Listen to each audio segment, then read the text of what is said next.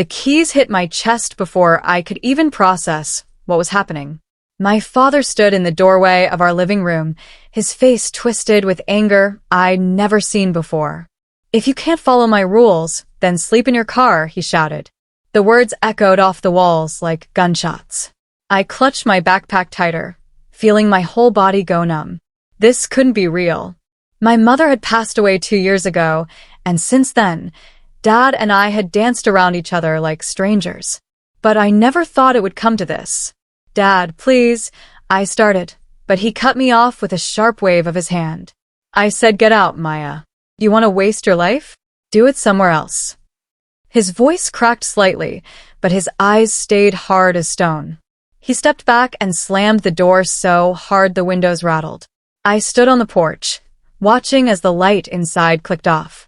My hands shook as I picked up the keys from where they'd fallen. Behind me, the street was empty and dark. It was happening. My own father had just thrown me out.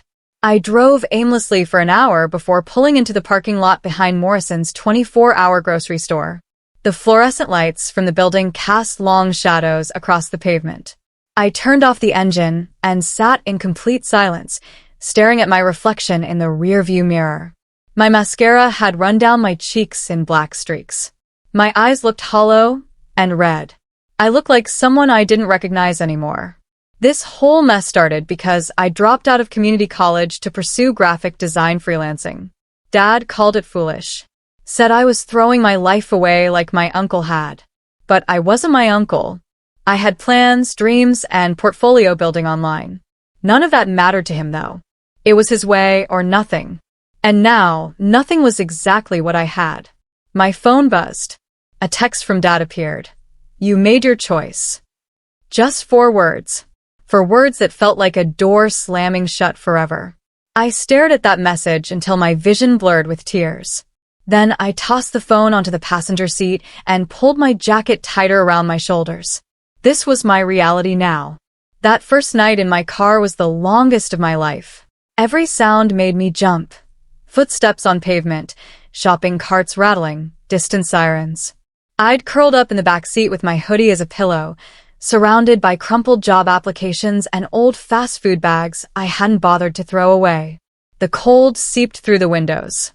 My breath fogged up the glass until I couldn't see outside anymore. Part of me was grateful for that. At least no one could see me either. Shame burned in my chest alongside the anger. How had I ended up here? 22 years old, sleeping in a parking lot like I had nowhere else to go. Because I didn't have anywhere else to go. My best friend moved to another state last year. My few other friends still lived with their parents or had roommates already. I had maybe $300 to my name. Not enough for a deposit anywhere. Definitely not enough to prove I was anything other than what Dad said, a failure. I closed my eyes and felt something shift inside me. Underneath the shame and fear, a tiny spark of determination flickered to life. Fine. If this was rock bottom, then I'd find a way to climb back up. Morning came too fast. I woke up stiff and sore, my neck cramped from the awkward angle I'd slept in. After checking my phone, still at 15% battery, I drove to a gas station 2 blocks away. The bathroom was grimy but functional. I washed my face, tried to fix my hair, and changed into the least wrinkled shirt for my backpack. Today I had a job interview at a marketing firm downtown. I'd applied 3 weeks ago, back when I still had a home. Back when I thought my life was heading somewhere good. Now I just needed any income one could get. The interview went exactly as badly as I feared. The hiring manager, a woman in a sharp blazer, looked me up and down with barely concealed judgment. My shirt had wrinkles I couldn't hide. My smile felt forced and desperate. "We'll call you," she said, already standing to show me out. Her tone said everything her words didn't. "Don't hold your breath." I sat in my car afterward, hands gripping the steering wheel until my knuckles turned white. They weren't going to call. I knew it. 3 days passed in a blur of rejected applications and sleepless nights. I'd moved my car to different parking lots each night, afraid of being noticed, afraid of being told to leave. On the 4th night, parked behind a small cafe called June's Corner, someone knocked on my window. I jerked awake, heart hammering. A woman stood outside, older, maybe 50, with kind eyes and a concerned expression. She held up her hands in a peaceful gesture. Against my better judgment, I cracked the window an inch. "You've been here a few nights," she said gently. "I'm June. I own the cafe. Are you okay?" Tears sprang to my eyes before I could stop them. I shook my head. June's expression softened even more. "Come inside. Let me get you some coffee and food." No strings attached. Something about her voice made me trust her. I followed her into the warm cafe, where the smell of fresh bread nearly made me cry again. She sat me down at a corner table and brought me coffee, scrambled eggs, and toast. I ate like I hadn't seen food in weeks. "Thank you," I whispered. June smiled. "Everyone needs help sometimes, honey." June offered me a part-time job washing dishes and cleaning tables. The pay wasn't much, but it came with one meal per shift and the promise of steady work. I accepted so fast, I nearly knocked over my coffee. For the first time since Dad kicked me out, I felt a flicker of hope. During my breaks, I'd pull out my notebook, one of the few possessions I'd grabbed before leaving home. Inside were dozens of sketches, logo designs, cafe branding ideas, marketing slogans, website layouts. Design was the one thing that made sense to me, the one thing I was actually good at. One afternoon, June walked past and glanced at my notebook. She stopped mid-step and backed up. "Did you draw those?" she asked, pointing at a coffee shop logo concept I'd been working on. I nodded, feeling self-conscious. "Just for fun. I used to do freelance design work before everything." June studied the page for a long moment. Then she looked at me with an expression I couldn't quite read. "Maya, these are really good. Like, professional good." She tapped the logo. "You've got something there. Have you ever thought about doing this seriously?" I had. Every single day. But saying it out loud felt too vulnerable, too much like tempting fate. Still, something in June's eyes made me answer honestly. All the time. June asked me to design a flyer for the cafe's rebranding. She wanted something fresh, something that would catch people's attention on social media. I poured everything I had into that project, staying up late in my car, sketching by flashlight, refining every detail on my dying laptop. When I showed June the final design, her eyes lit up. The flyer featured hand-drawn coffee cups with steam that formed into the cafe's name, surrounded by warm earth tones and inviting text. It was simple but eye-catching, exactly what a small neighborhood cafe needed. June posted it on the cafe's social media pages that night. By the next morning, it had been shared over 200 times locally. People started showing up asking about the new look. Comments poured in praising the design.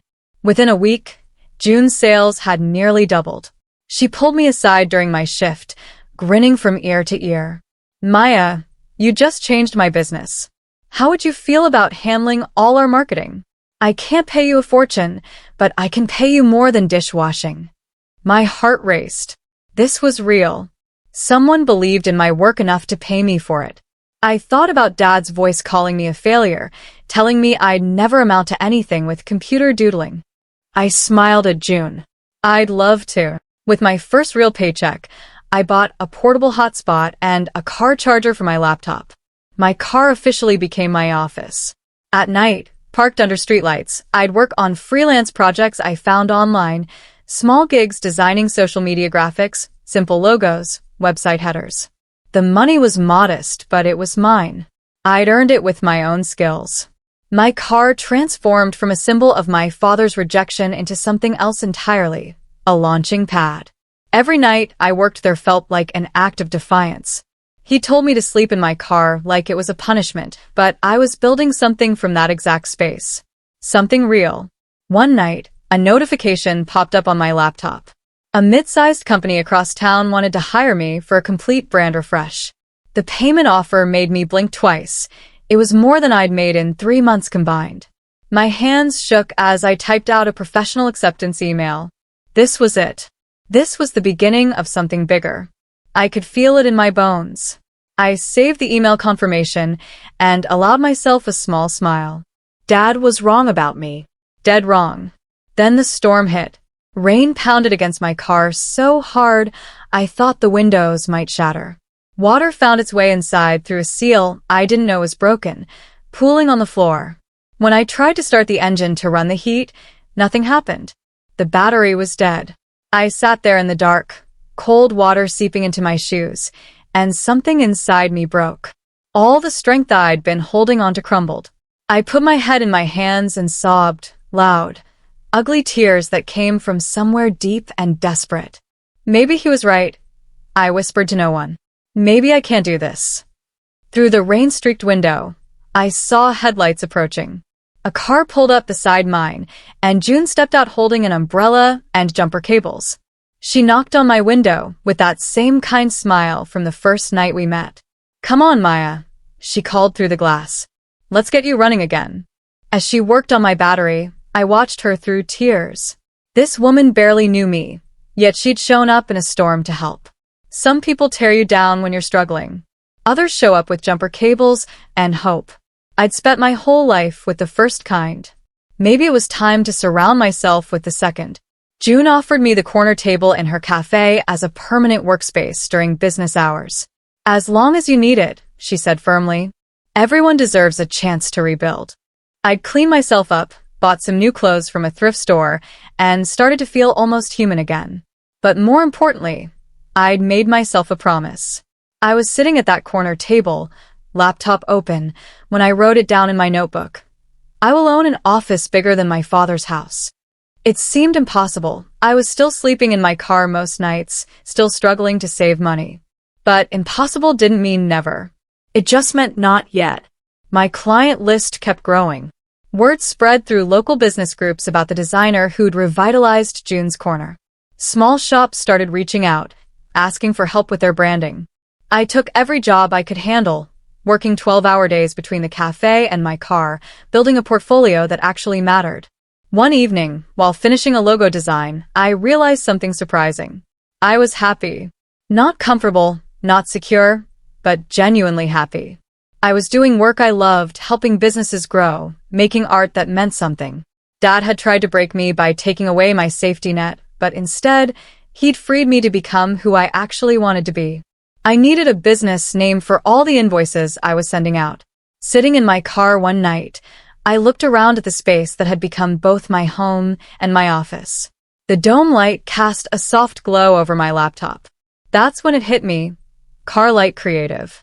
The name represented everything. Building a business from literally nothing, finding light in the darkest place, turning hardship into opportunity. I registered the business name that week. Created a simple website. Posted my portfolio online. Within days, inquiries started rolling in. One email made my breath catch. It was from Oakmont Industries, my father's biggest competitor in town. They wanted a complete brand overhaul for their marketing department. I stared at that email for a solid 5 minutes. Oakmont and my father's company, Torres Consulting, had been rivals for years. Dad complained about them constantly at dinner, back when we still had dinners together. Taking this job felt like crossing a line. But then again, Dad had drawn that line when he threw me out. Business was business. I accepted the contract.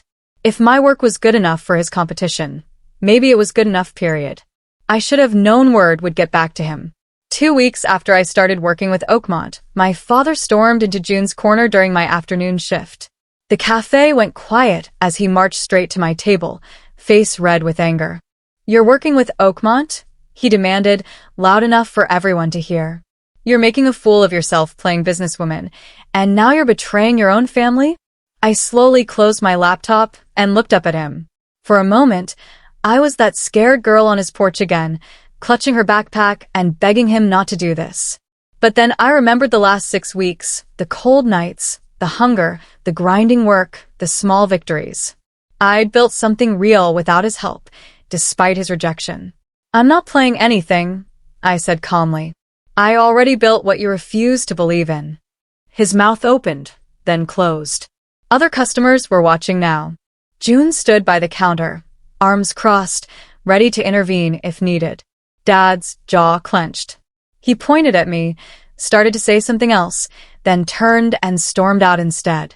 The door slammed behind him. My hands were shaking, but I felt powerful. Steady. I'd stood my ground. The next morning, I lost 2 client contracts. Both businesses called with awkward apologies, saying they'd decided to go in a different direction.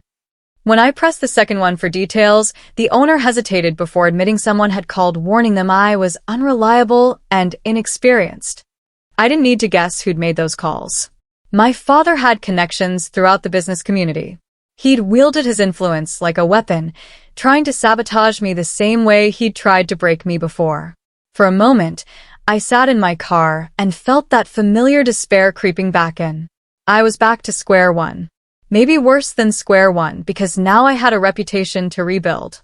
How could I compete against someone with decades of business relationships and a vendetta against his own daughter?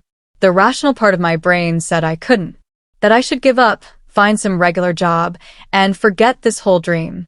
But then I looked around my car, at my laptop, my notebooks, my portfolio of work.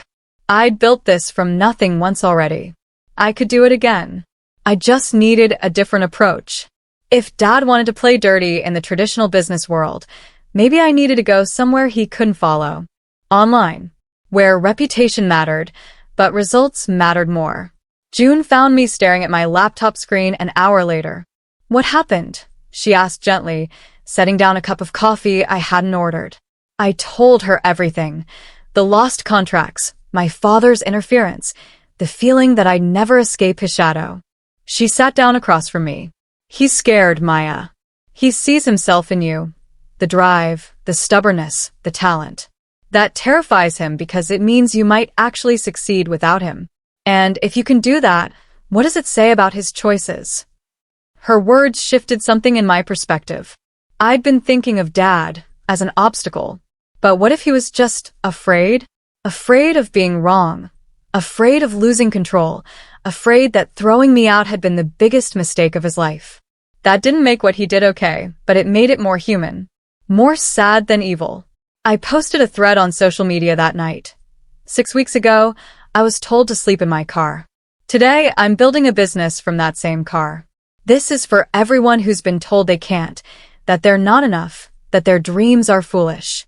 You are enough. Your dreams matter. Keep going. The thread exploded. Within 24 hours, it had thousands of shares and comments. People shared their own stories of rebuilding from nothing. Small business owners offered to hire me. Strangers sent encouragement, and even small donations. The viral thread changed everything. Suddenly, Carlight Creative wasn't just my side hustle, it was a movement. I officially registered as an LLC, bought proper business cards, and hired my first employee, a 19-year-old named Alex who'd been living in his car for 4 months after his family kicked him out for dropping out of college. Alex was brilliant with coding. Together, we could offer complete web design packages. I'd handle the visual branding, he'd build the actual sites. We worked from June's cafe by day and our respective cars by night. 2 kids building an empire from parking lots. The brand became something bigger than I'd imagined. Carlight Creative wasn't just about design anymore. It represented hope for anyone starting from scratch. Our social media following grew. Local news picked up the story. A few small business magazines reached out for interviews. Then came the email that made me catch my breath. Investment opportunity inquiry, Carlight Creative. A venture capitalist named Mr. Phillips wanted to meet. He'd seen my viral thread and had been following our growth. He said he saw real potential for scaling. I stared at that email for 10 minutes before responding. An investor. Real funding. This was legitimately happening. Alex and I high-fived so hard across the cafe table that we knocked over a sugar dispenser. June laughed from behind the counter, shaking her head at us. The investor meeting felt surreal. I wore the nicest outfit I owned, still thrift store finds, but clean and professional. Alex and I presented in a sleek downtown office, our laptops displaying our portfolio and growth metrics. Mr. Phillips listened intently, occasionally nodding or asking sharp questions. When we finished, he leaned back in his chair. "I'm impressed. You've built something genuine here, not just a business, but a brand with real meaning. I'd like to offer you seed funding to help you scale. Office space, better equipment, marketing budget, employee salaries. My heart hammered in my chest. This was what I dreamed about during those first cold nights in my car. Validation. Resources. The ability to grow this into something that mattered. We negotiated terms for an hour before shaking hands on a deal that would change my life. As we left, Mr. Phillips mentioned something casually. I used to work with your father, actually. Torres Consulting, right? Before I went into venture capital. He smiled. He probably doesn't know I'm investing in you. Small world. That night, sitting in my car, though now I had enough money to afford an apartment, I thought about that coincidence. Dad's old colleague was funding my dream. The universe had a strange sense of poetry.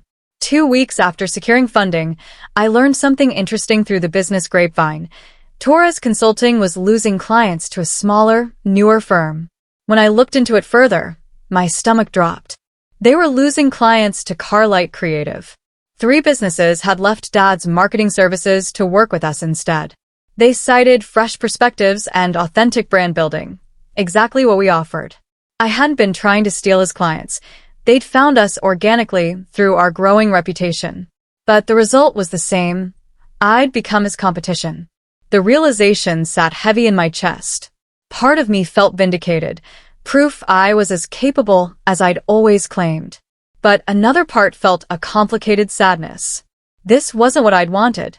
I hadn't set out to hurt Dad or his business. I'd just been trying to survive, then trying to succeed.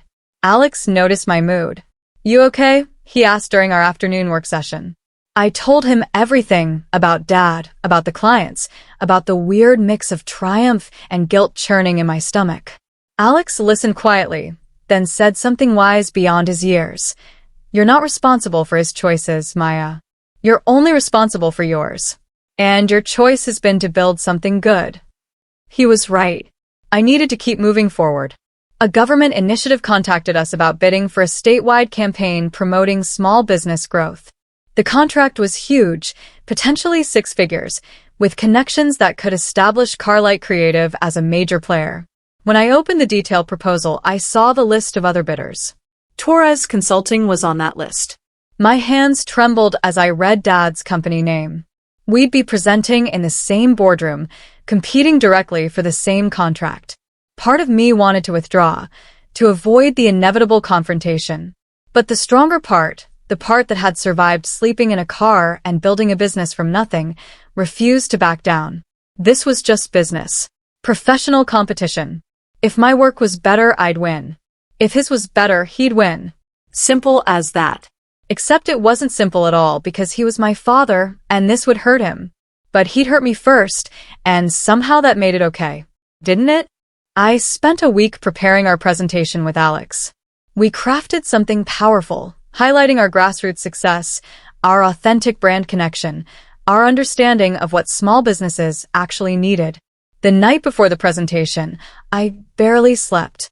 My car felt different now, not like a home, but like a memory, a reminder of where I'd started.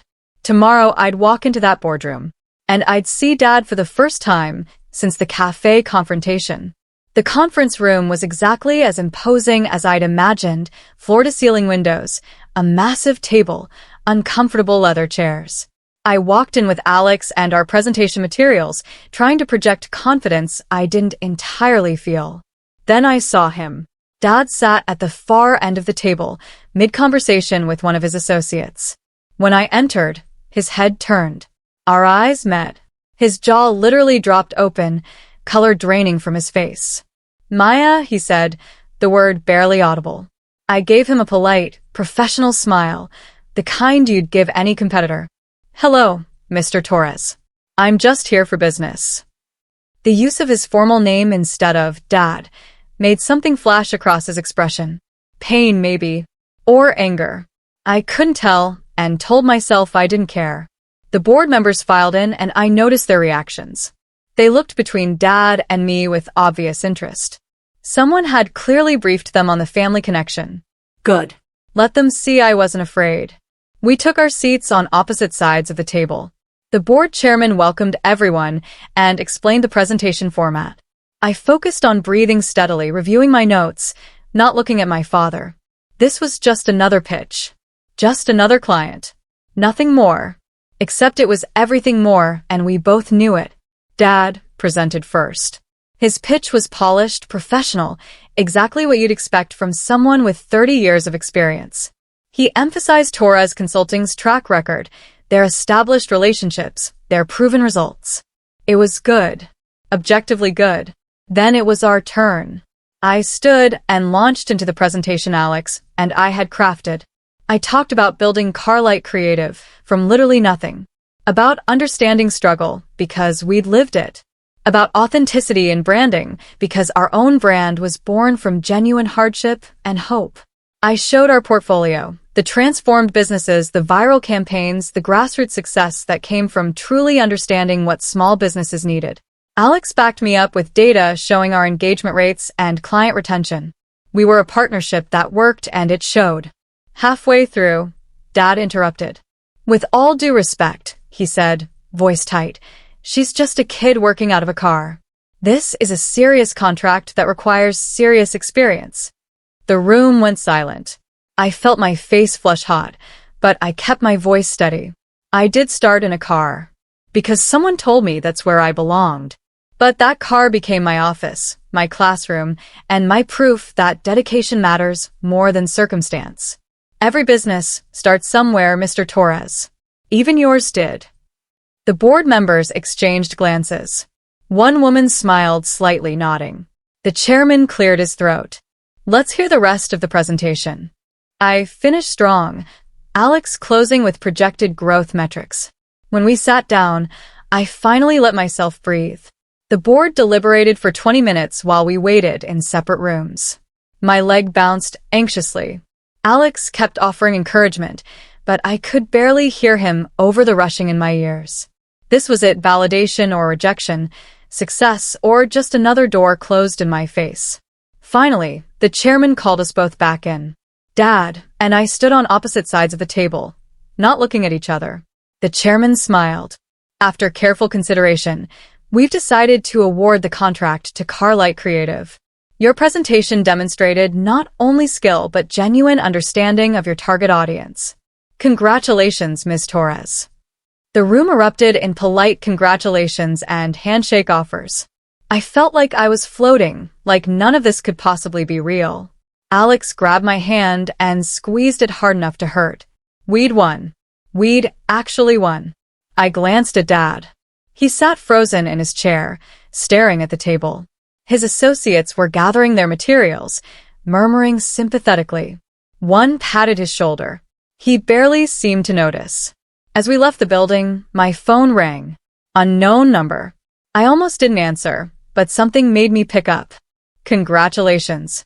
Dad's voice, quiet and strange. Then he hung up before I could respond. I stood on the sidewalk, phone still pressed to my ear, feeling something crack open in my chest. That single word had carried more weight than any speech. Winning that contract changed everything. Within 2 months, Carlight Creative exploded. We hired 6 more employees, all young people who'd faced homelessness or family rejection. Our office space went from June's cafe corner to a real, actual office downtown with windows and desks and a proper conference room. But the most important change was symbolic. I had my old car towed to our new headquarters and placed in the lobby. Glass case, soft lighting, small plaque reading. Where it started, 2024. Every employee who walked in saw that car first thing. A reminder that great things could start from the hardest places. The local business community took notice. Magazine features, podcast interviews, speaking requests at entrepreneurship events. Suddenly, everyone wanted to hear the story of the girl who built a company from her car. It was surreal and overwhelming and exactly what I dreamed of during those cold parking lot nights. Then an invitation arrived in my email, Torres Consulting's annual gala for business innovators. A formal event celebrating successful local companies. Dad's biggest event of the year. My name was on the guest list with a +1 option. I stared at that invitation for a long time. Part of me wanted to ignore it, to avoid the inevitable awkwardness. But another part, the part that had stood up to him in June's cafe, thought maybe this was an opportunity. Not for revenge, but for closure. I drafted my own invitation, Carlight Creative's grand opening celebration. And I sent it to one person specifically, my father. The grand opening took place on a Saturday afternoon. We decorated the office with string lights, set up a catering table, and invited all our clients and supporters. June stood near the entrance, beaming with pride like a surrogate mother. Alex coordinated logistics, making sure everything ran smoothly.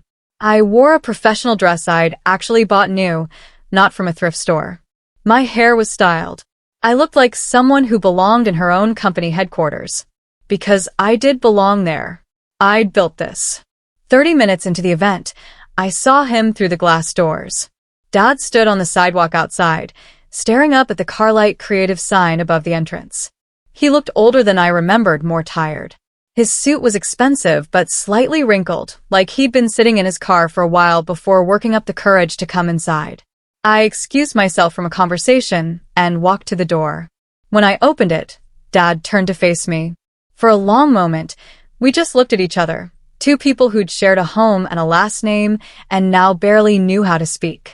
"You came," I said quietly. He nodded. "You invited me." I thought I should." His voice cracked slightly. "Your mother would have wanted me to." Hearing him mention Mom made my throat tight. I stepped aside, holding the door open. "Come in." We walked through the office slowly, Dad taking in every detail. The employee workstations, the conference room with its whiteboard covered in project plans, the framed client testimonials on the walls. But he stopped longest at the car in the lobby, my old car preserved behind glass. "This is the one?" he asked, voice barely above a whisper. "Yeah." "That's where I lived, where I worked, where I started this entire company." I stood beside him, both of us staring at the beat-up sedan that represented everything between us. "You told me to sleep in my car, like it was a punishment, like it would break me." Dad's hands clenched into fists at his sides. "Maya, he stopped, struggling with words. "I didn't throw you out because you failed. I know you think I did, but that's not. I did it because I couldn't handle seeing you outgrow me." I turned to face him fully. "What?" "You were always like your mother, creative, fearless, willing to take risks I was too scared to take. When she died, watching you chase these dreams she would have supported, it reminded me how small I'd played things. How safe. It made me furious, and I took that out on you." Tears welled in his eyes. "I'm sorry. I'm so sorry." My own tears started falling.